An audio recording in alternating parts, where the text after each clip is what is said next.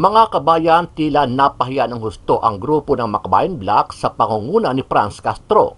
Ito ay matapos biglang naglaho at nanahimik sa mga barat kay BP Sara dahil sa ginawa nilang pagsusulo ng impeachment complaint laban sa pangalawang Pangulo.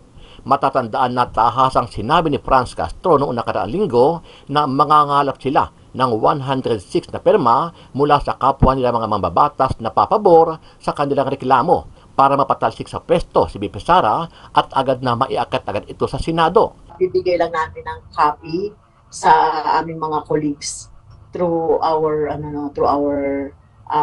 GC para mapag-aralan na nila.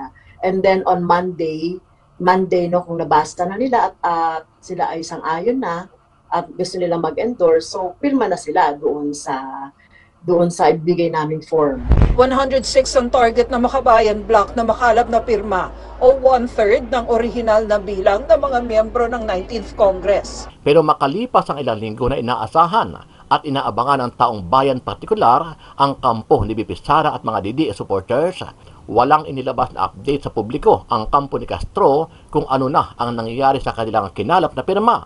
Meron na po ba so far as of today na nagsabi sa inyo na pipirma sila? Wala pa. Meron na po ba so far as of today na nagsabi sa inyo na pipirma sila? Wala pa. Dahil dito naniniwala ang ilang taga-suporta ng pangalawang Pangulo na walang pumirma o kaya naman ay ilang mga kasamahan lang ni Castro ang pumabor dito. Bagay na naging dahilan kung bakit hindi na nagbigay ng update si Castro. Samantala, hinamon naman ng isang taga-suporta ni BP Sara ang Kamara, partikular ang grupo ni Castro na ilabas na nila ang ipinagmamalaki nilang bilang ng pirma dahil hinihintay na rin ni BP Sara ang sinasabing impeachment complaint laban sa kanya. Ito po ang gusto nilang lumabas sa taong bayan. Patong-patong. Ang kaso ni BP Sara, napakadami. Ang dapat na talaga ma-impeach si BP Sara, yaan ang pinapalabas sa media. Yaan po ang dakdak nila. Pero sa katunayan, asan ang kaso? Ang tagal naming inaantay. Yang impeachment, sabi nyo, this week, asan na? Walang gustong pumirma. Di ba? Kung matatandaan, sinabi ng ilang mababatas na kukulangan na sila ng oras para imbestigahan at busisiin ang mga complaint na inihain ng dalawang grupo sa kanilang ahensya. Maliban dyan, pag-aaralan pa rin daw nila kung may sustansya o mabibigat na kaso at impeachable ang mga nilalaman ng nasabing reklamo, kaya tatagal ang proseso nito at kung papasa ito sa iba pa mga congressman para makakuha ng karampatang boto bago pa ito may akyat sa Senado. 106 para hindi ma-technical. Oo. Kasi 'di ba, parang kapag sinabi nila na hindi kasama pa rin sa role itong mga namatay or ganito or ganyan, at least we have a sure number of 106. Ano ang masasabi mo dito, kabayan? Sa iyong palagay, papasa kaya ang reklamo ni Castro sa mga mambabatas? At kung sakali man na maiakyat ito sa Senado, ay makakakuha kaya sila ng sapat na bilang o suporta para matuloy at mangyari ang inaasam ng ilang grupo na mapatalsik sa pwesto si Vice President Inday Sara Duterte Carpio? Sama-sama natin panuorin ang buong video at pakikomment po ang inyong mga reaksyon at sariling opinyon. Pero bago yan, sa mga hindi pa po nakasubscribe sa ating channel na Kabayan News PH, pakipindot po ang subscribe button at pakiclick na rin ang notification bell para lagi kayong updated sa mga bagong upload natin na legit at napapanahong balita. Maraming pong salamat. Inihayag po ng Department of Justice na walang sapat na ebidensya para iugnay si dating Pangulong Rodrigo Duterte sa iligal na operasyon ng Philippine Offshore Gaming Operators sa ating bansa. Ayon kay Justice Undersecretary Nicolas Felix T., lumalabas sa investigasyon ng ahensya na sa level po ng individual na pogo, walang nakitang ebidensya na nag-uugnay sa dating Pangulo. Kung matatandaan kasi sa pagtatapos ng pagdinig ng Senado sa isyu ng Pogo noong buwan ng Nobyembre, ibinunyag ni Senator Risa Hontiveros ang Pogo Matrix o chart ng mga personaheng sangkot at nakinabang umano sa iligal na Pogo sa bansa na pinangungunahan umano yan ni dating Pangulong Duterte. Maliban pa sa dating Pangulo, kasama din sa listahan ng dating Presidential Advisor sa ilalim ng Duterte administration na si Michael Yang, dating Presidential Spokesperson Harry Roque, si dismissed Bamban Mayor Alice Go, ang authorized representative ng Lucky South 99 na si Cassandra Leong at iba pa. Subalit kasalukuyan, ayon kay Undersecretary Oy Auti, hindi sapat ang asosasyon na ito para idawit ang dating Pangulo at para magkasa ng investigasyon. Palagay pa ng opisyal, ang lumabas daw na sa investigasyon ng Senado hanggang sa isinapubliko ng matrix ay mula yan sa intelligence. Subalit ipiniliwanag niya na para daw makapagsagawa ng investigasyon, kailangan na ito ay beyond intelligence. Matatandaan na nauna nga pong ipinagbawal ng Pangulong Ferdinand Marcos Jr. ang lahat po ng Philippine Offshore Gaming Operators sa ating bansa dahil po yan sa pagkakasangkot ng mga ito sa mga krimen katulad na lamang ng human trafficking, money scam at iba pa. Nakatakda mamayang alas 10 ng umaga ang huling bicameral conference meeting sa pagitan ng Senado at Kamara hinggil sa panukalang pambansang pondo para sa 2025. Kinumpirma ni Senate Committee on Finance Chairman Senadora Grace Poe na magiging bukas sa publiko ang talakayan, batay rin sa napagkasunduan ng dalawang kapulungan ng Kongreso. Sa mga nakalipas na taon, sarado lamang sa mga conferees o mga BICAM members ang mga ginagawa nilang pagbabago sa pondo ng mga ahensya ng gobyerno. Ayon pa kay Poe, bukas din sa publiko na sasagutin ng mga conferees ang pondo ng Office of the Vice President at ng kontrobersyal na ayuda para sa kapusang kita o AKAP program.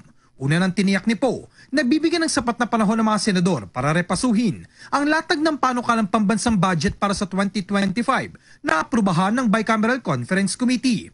Commitment nila niya ito ni Senate President Chis Escudero na bigyan ng pagkakataon ng mga kapwa senador na repasuhin ang final version ng panukala bago sila magpirmahan.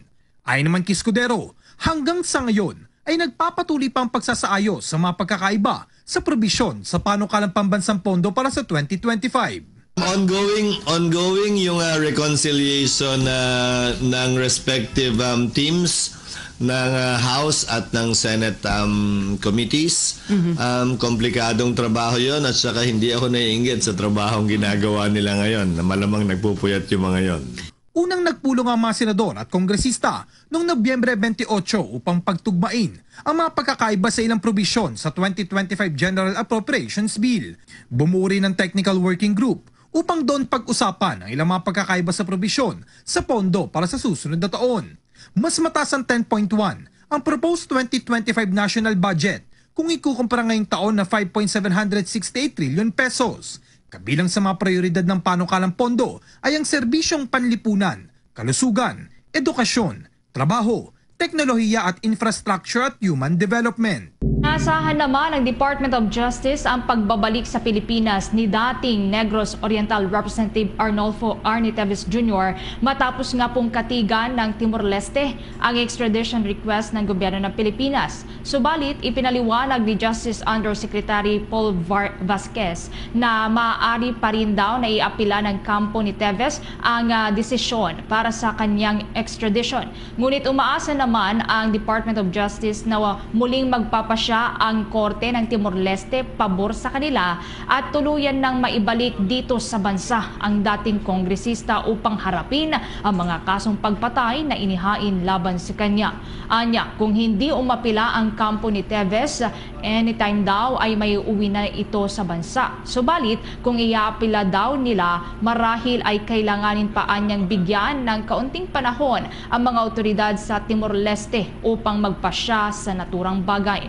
Sa kampo naman ng dating mambabatas, sinabi ng legal counsel ni Teves sa Pilipinas na si Attorney Ferdinand Topacio na posibleng muling hilingin ni Teves sa Timor-Leste na baliktarin ang naunang desisyon nito na pagbigyan ang kahilingan ng Pilipinas para sa kanyang extradition. Gayunpaman, sinabi ni Topacio na nakasalalay ito sa mga abogado ng dating mambabatas doon sa Timor-Leste.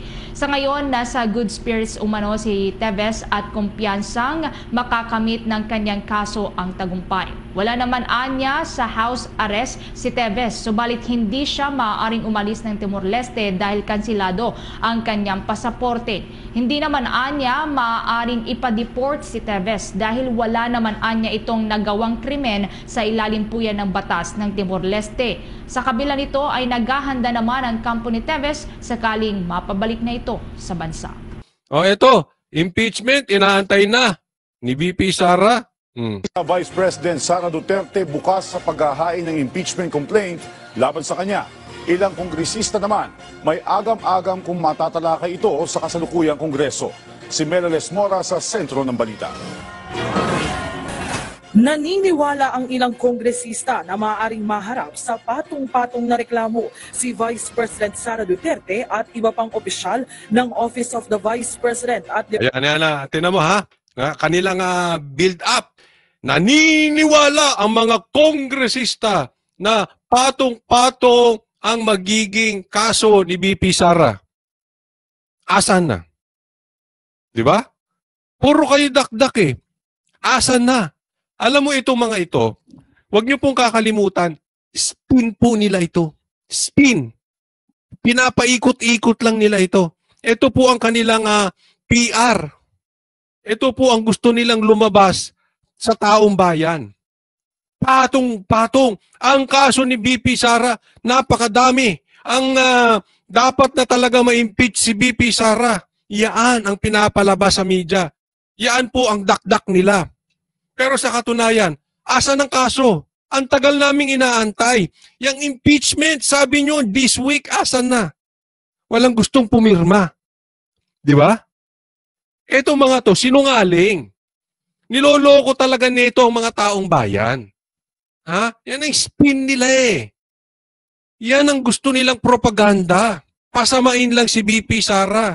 Kaya nga asan eh. Alam mo, kung ako huwag ka magagalit sa aking BP Sara. Pero kung ako tatanungin, ako'y naniniwala inosente si BP Sara. Pero, kung ako masusunod, gusto ko hamunin ng taong bayan, sige na, i-impeach nyo na si BP Sara. Dahil naniniwala ako, hindi yan magtatagumpay, lalong-lalo na sa Senado. Yan ang paniwala ko, hindi yan magtatagumpay. Nananakot lang yan, nagbabluff lang yan. Asa ng impeachment? Di nagmumukha kayong katawa-tawa. Nagmumukha kayong tanga. Masakit, di ba? Ang tagal yung binild up yan. Binakbakan nyo ng binakbakan. Sa media, sa hearing ang mga Duterte. Sinasabi nyo, impeachable ang kanilang mga ginawa. Asa ng impeachment? Puro kayo salita, kulang kayo sa gawa. Oh, asan? Diba? Isang naku, baka magalit kasi mga tao dito sa aking manunod eh. Sige, asa na? Amunin natin, labas nyo impeachment. Di ba? Naduwag na kayo? Department of Education noong ito'y pinamumunuan pa ng Vice Presidente. Yan ay kung mapatutunayan ang mga irregularidad na natukoy sa mga pagdinig ng House Committee on Good Government and Public Accountability ukol sa umano'y maling paggamit ng pondo ng mga nasabing opisina. Sa pagdinig ng komite kahapon, ang dami niyong sinabi ko. Ako kay BP Sara, sasagot ko rito. Inaantay ko yung kaso. Asan na yung kaso? Ako si BP Sara, asan na yung impeachment? Go! Wala pala kayong mga yagbuls eh. Diba? Asan? Ang bottom line dito, asan? Huwag na nating paikot-ikutin. Ang dami nyo pang sinasabi. Inilatag na ng mga kongresista ang mga nakikita nilang posibleng krimen na nangyari sa OVP. Ang dami nyo pang nilatag na krimen. Asan ang demanda? Hello? At DepEd, ilan lamang dyan ang plunder, falsification, technical malversation, bribery at perjury. Asan? Sige. Magdadadakdak ka na naman. I dare you. Sampahan mo ng kaso si BP Sara. Remind the public of what is at stake here. It would constitute graft and corruption if public funds are misused or misappropriated, or worse, if funds are diverted to personal use. O, hindi sampahan mo ng kaso. Tapos. Alam mo kasi bakit nakakainis? Puro sila dakdak ng ganyan eh. Kasi sa kaso, naniniwala ako, makakasagot si BP Sara. Dito babarahin ka lang. Sa impeachment, makakasagot si BP Sara. Dito babarahin ka lang. Tingnan mo ito, tumanda na eh, hindi hanggang ngayon. Puro kayo salita. Asa na? Di kasuhan nyo. or benefit. Kapag hinanap sa iyo kung nasa Saka yung pa. funds or saan na po Mainit ang ulo mo, Consoli. Hindi. Nagsasabi lang. Bati kami ng mga yan. Bati tayo, bati. Pero pakiusap. Pakiusap. Sampahan mo nyo na ng kaso si BP Sara. And then shut your mouth. Sampahan nyo na ng impeachment si BP Sara. Pakiusap. Ako na nakikiusap. Sige na, please. And then shut your mouth. Kasi dakdak kayo ng dakdak para kayo, at wala kang masagot, the law presumes na binulsa mo. Sa ngayon, may sasagot nga siya eh. Sa korte eh. Sa impeachment eh. Asan? dalawang impeachment complaints na rin nakabinbin sa Kamara laban sa Meron na dalaw nakabinbin. Alam mo, papalusot nila dito? Meron na daw dalawa nakabinbin na impeachment. Inaantay lang daw yung pangatlo. Baka mamaya bukas makalawa may pang-apat. Next week 5 na. 6, 7, 8, 9, 10. Huwag tayong maglokohan. This is not about yung sustansya ng kaso. It's not about the substance of the case. This is about numbers. Ang impeachment po, numbers, political game po yan. Kasi pinapaliwanag naman ni BP Sara eh. Ang dami naman may confidential funds. Hindi nyo pinapakinggan. Si BP Sara lang binabanatan nyo. Kaya it's very obvious, it's not about the substance. Dahil ayaw nyo lang. Ngayon, hindi kayo, sabihin ninyo, hindi kayo makakuha ng numero. Kaya hindi nyo maisampa. Pinapalusot nyo pa may pangatlo. Naku, dadami yan ng dadami. Kahit paramihin nyo yan. Kung wala kayong numero, wala din. Tama or tama-tama. Kung may numero kayo, kahit isa lang yan, ang yayabang nyo pa. Sigurado nagsisigaw pa yan sila Paduano. O di ba? Wag nga kaming lokohin ninyo.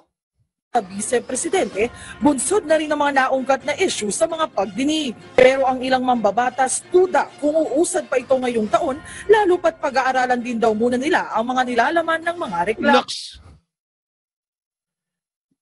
Well, let's see. Kasi I personally do not want to preempt. I haven't read the complaint. Naku, hindi daw pa nila nababasa yung complaint. Baka sabihin nyo, inaantay nyo basbas ng bossing yung si Martin. Ginagago nyo naman ang taong bayan. Right from the very beginning naman, I am consistent naman na kung merong ground, meron naman talaga. Merong ground. Ay, asan ang kaso? Ito lagi niya sinasabi ko, may ground. Meron talaga. Ba't di nyo kasuhan? Puro kay dakdak. Abogado ka pa ba? Hindi, paikot-ikot ka. Hindi mo tumbukin. Ano bang tumbok na ito? Kaso at impeachment. Ba't wala? Anong klase ito? But ang concern ko talaga is yung time. Balik natin ang concern nila time. Okay, ito sasabihin ko kung bakit kalokohan yan. Kalokohan yan! Time.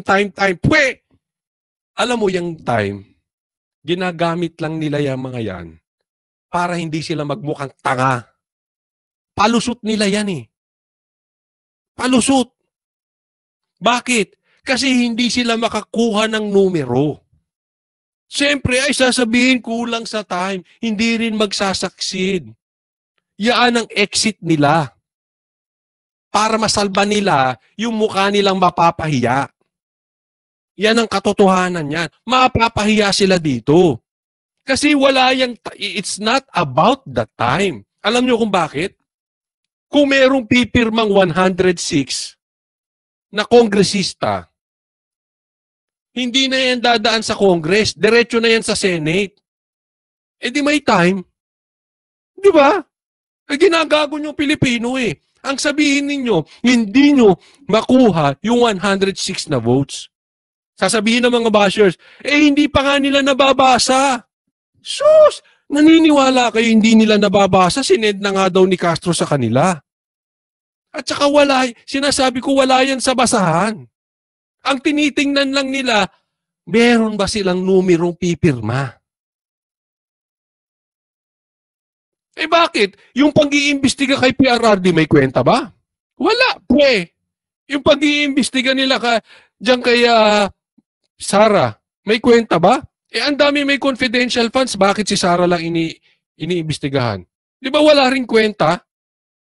Pero bakit meron kayong power na imbestigahan sila? Kasi may numero kayo.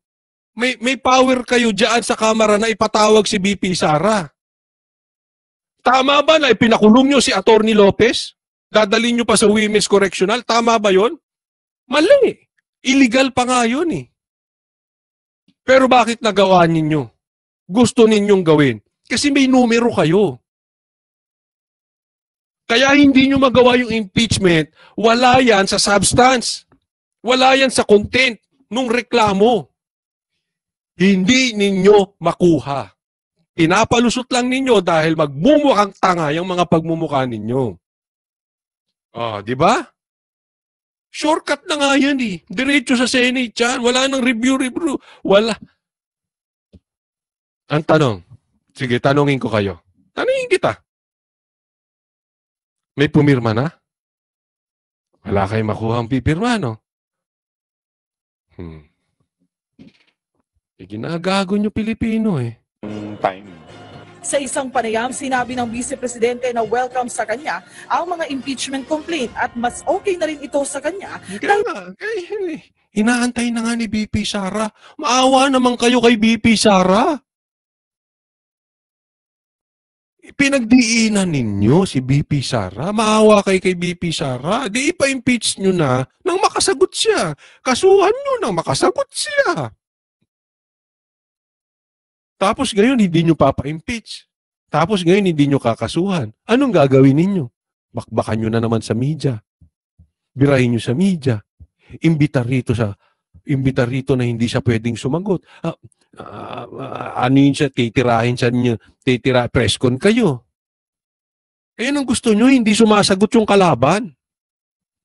Ang gusto nyo, parang kumbaga sa suntukan, tinalian nyo yung kalaban, tapos sinamon yung suntukan. Nung nakawala,